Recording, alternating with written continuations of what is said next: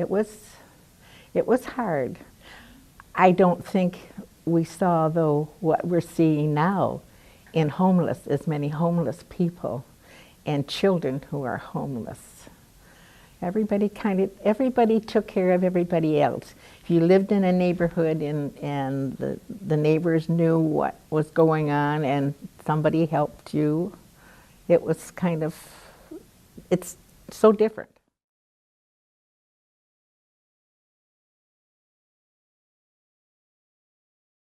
In second and third grade, I walked from Perryville and Mill Road. That's the South Perryville Road near the railroad tracks. It was a 2-mile walk to Cherry Valley School. Walked it in the morning and walked it in the afternoon. Second grade and third grade. That I really remember.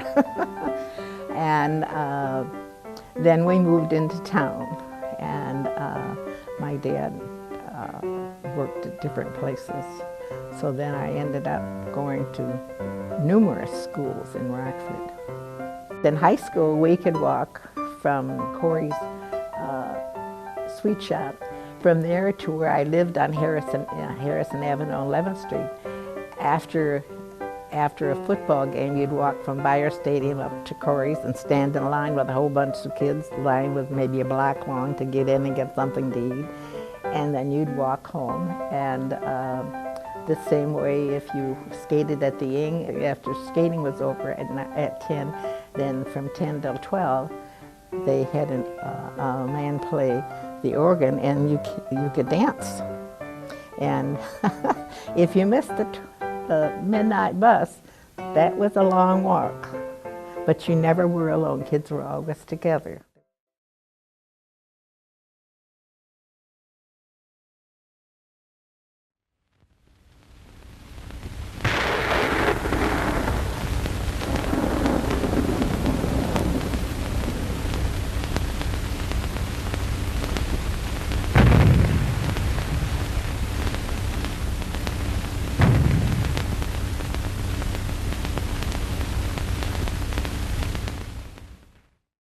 I had come out of the Times Theater with a friend, but when I walked into the grocery store where I was going to have to work that late afternoon, and there were people with tears in their eyes, and people it was weird.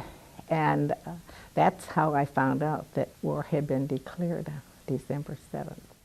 On the morning of December 7, 1941, the United States was attacked by the Japanese Navy at Pearl Harbor, Hawaii. At approximately 7:48 a.m., Pearl Harbor was attacked by over 300 Japanese fighter planes, bombs, and torpedo planes, launched in 2 waves. The attack had lasted for only 90 minutes, but was catastrophic to the United States. Over 2,400 Americans, including nearly 70 civilians, had been killed. While the United States had suffered great casualties, the Japanese had only lost a little over 60 men. While the attack of Pearl Harbor came as a shock to many American civilians, tensions between the United States and Japan had existed since the First World War. Tensions had only increased in 1931 with the Japanese invasion of Manchuria. Opposition to the war had been strong, but due to the complete devastation, the United States entered World War II. War was officially declared with Japan on December 8, 1941, the day following the bombing. You were scared. You realized that this was entirely different. This was something that had to be done. We had to do it, and I guess as a young person, it was our responsibility.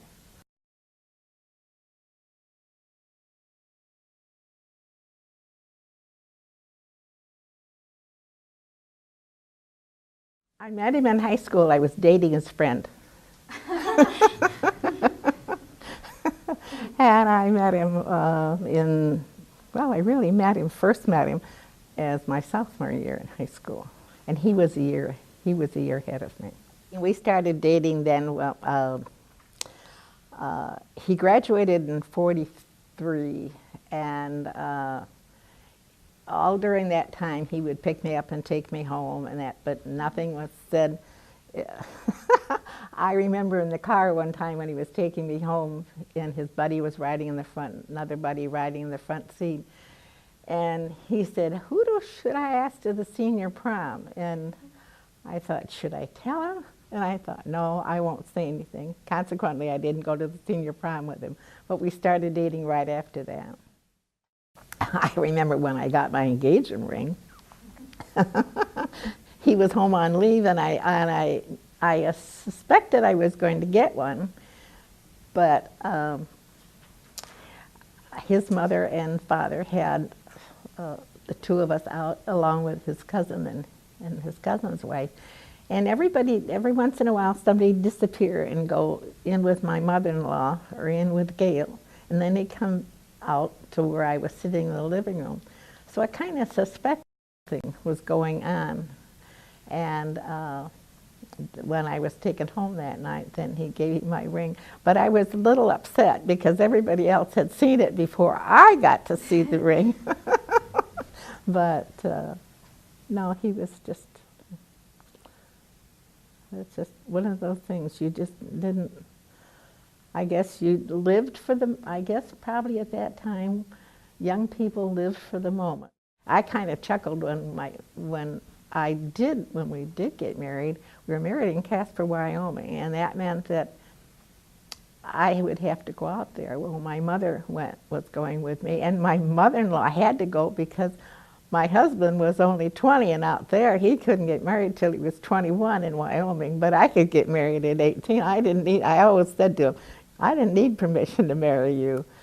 But we went out there, and I was married on the air base out there. Really, marrying at that time when you're still in high school wasn't thought of. But then when the war came along, and then your mind changed, and you looked at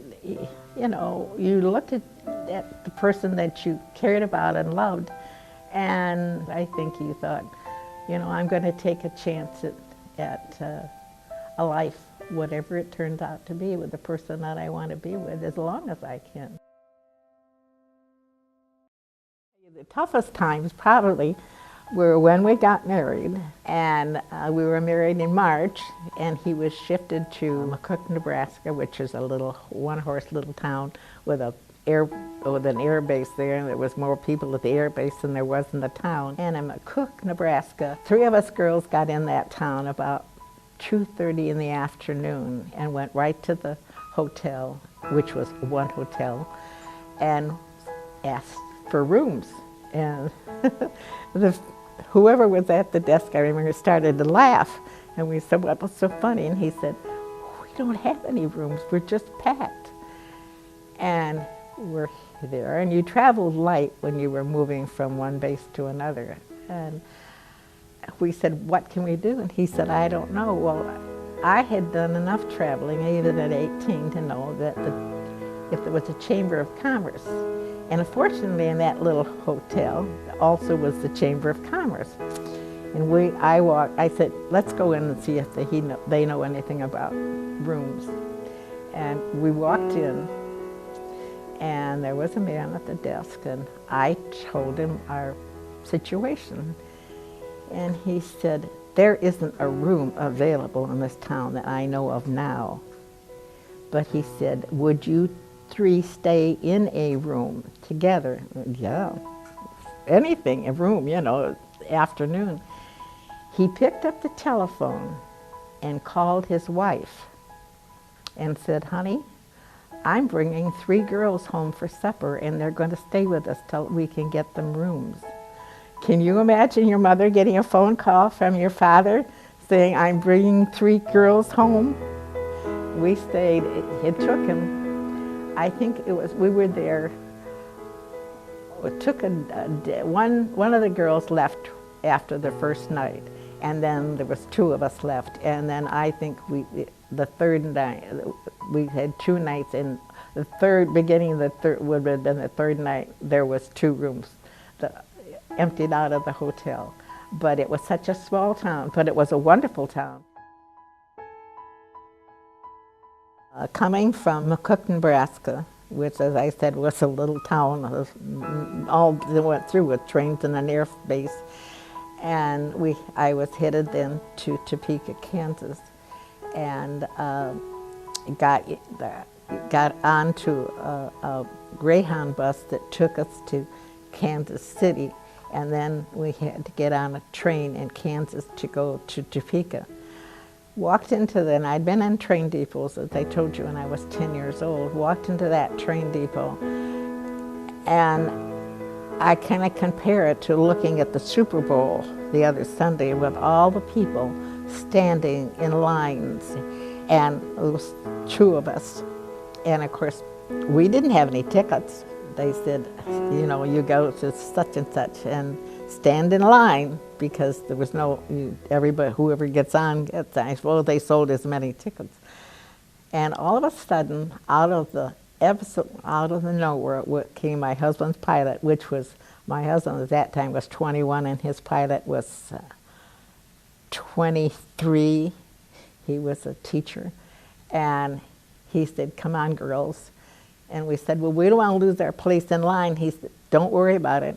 He took us up to where the ticket taker was, and he had paid the ticket taker to get us on the train. And of course, there was no air conditioning on the train. It was about 100 degrees in Kansas at that time. And they finally announced all these poor service people are sitting with their ties and their shirts and the khakis on. And they came through and said, "Fellas, you can loosen your ties," because it was just miserably hot. I went out to the base and we could talk, and then I had to leave because they were supposed to fly out. And their plane was called Sally Forth. In one of those pictures you'll see the plane, and there's a woman all in her bathing suit on the plane. And so I came back to the place, and he said, as we're leaving, I'll give you a phone call. Well, I heard planes go over and go over and go over, and no phone call. And pretty soon the phone rang, and it was him. And I said, "Are you leaving?" "No." He said, "Come on out to the base."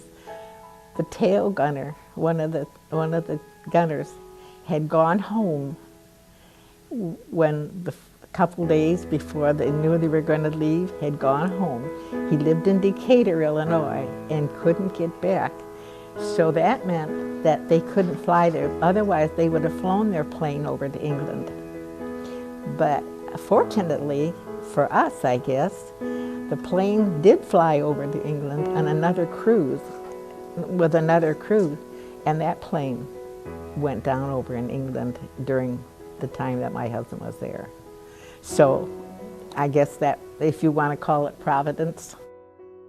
After he got into service in the Air Force, he was going to be on 24s flying the nose turret. And the nose turret on a 24 was almost a death sentence. So you just went along. There's no choice. He was at a base. He had a good time in England when he wasn't flying. He had a bicycle, the bicycle I didn't have. He had a bicycle, and they'd ride from the camp that he was there, and they'd ride, and then they'd go so far to the train depot, and they could go into London if it wasn't being bombed, or else they rode to the nearest pub and got their liquor.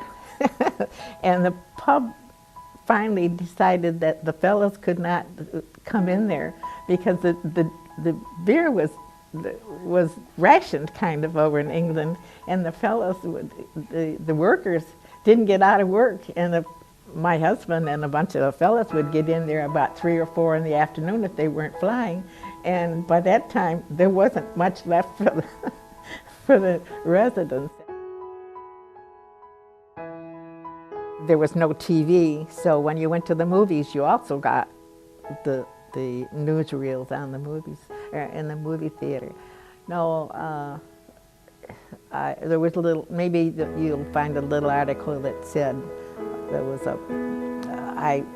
particularly knew some of the area that my husband might be in, and there was all articles. When we went into France and went across the channel and they landed, that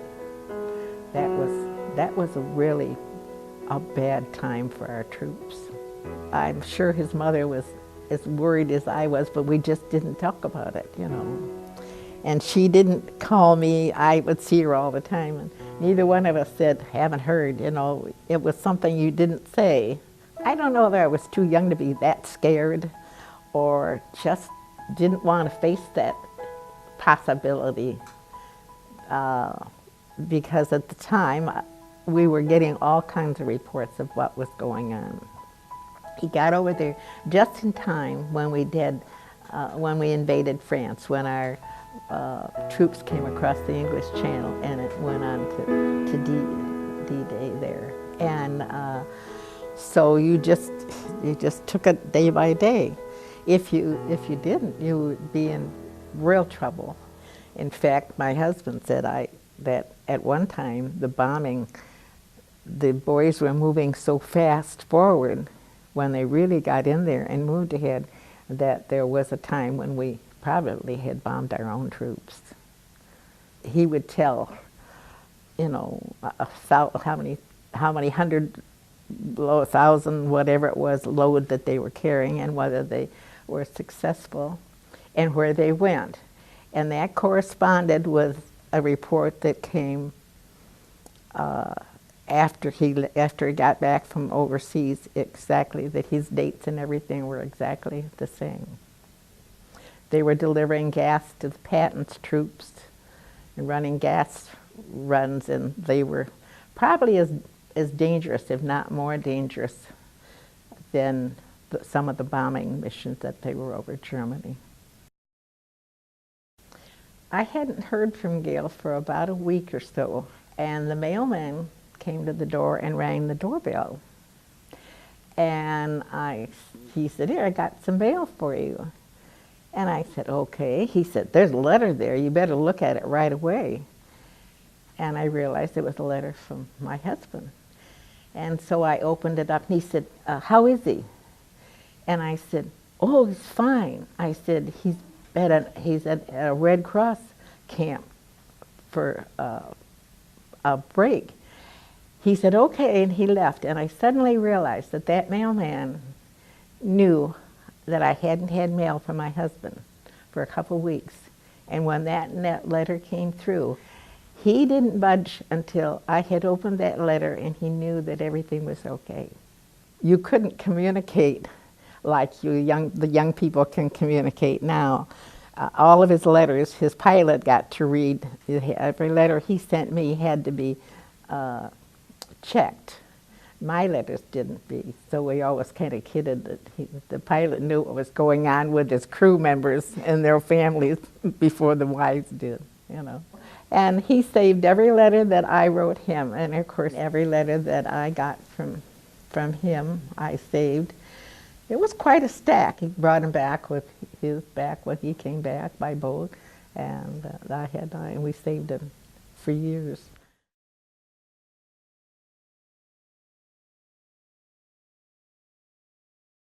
Our son was born on December 17th, and my mother sent a telegram. Gail was born a little after midnight. And of course, she didn't know that he was not at the base. He was landed in France. They'd run out of gas. And one engine was going, and they had run out of gas. And so he didn't get back to the base to find out that he was a father until the 21st of December, so that then when he found out, we kind of wondered why we hadn't got an answer back. And of course at that time, the telegram just laid there. They didn't forward it anyways to him because communications weren't that way, you know.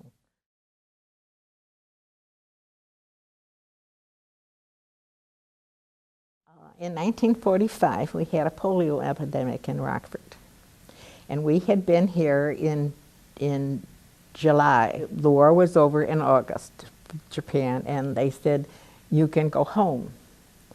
Well, we couldn't go home. I called my mother, and she called the doctor and said, you can't bring the baby back into Rockford because of the polio epidemic. So we had to stay. And in Denver, we were living with a young woman whose husband was in service, and her parents were very wealthy. You know what Chanel No. 5 is, and well, at that time, I didn't know about Chanel No. 5. I didn't use perfume at the time, and we were taken to her folks' home, and the mother, her mother had just gotten, before the war had started, come back from France with all the oils from making the perfumes, and so they said, well, as long as you've got to stay, we own a resort up in the mountains outside of Denver. You and Gail drive up there and have he'll get a leave from the base for a couple days. And so we went up to the mountains of Denver and stayed in a log cabin and had meals in the lodge, and I had it running a little creek behind there. It was beautiful, you know. So then when we came home, then we had to wait. So he had to go in and say, I don't want to get out of service. I can't go home with my family.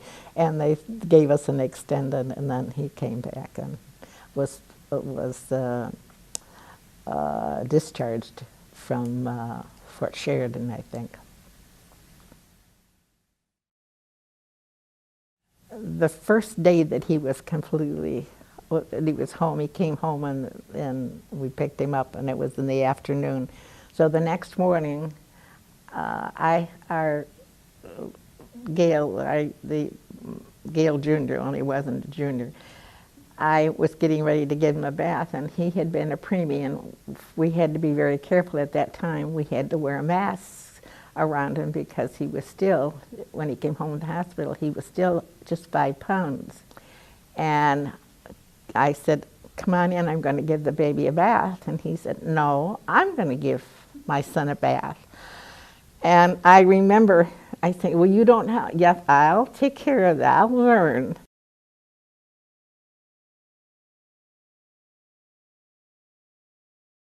I think we won it by America working together.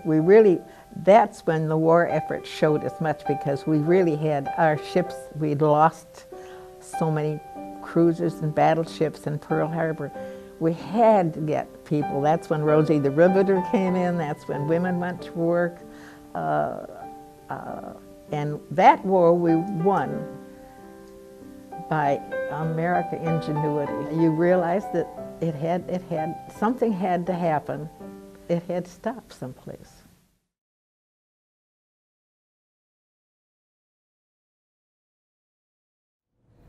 When I first heard about the class, I really didn't know what it would entail.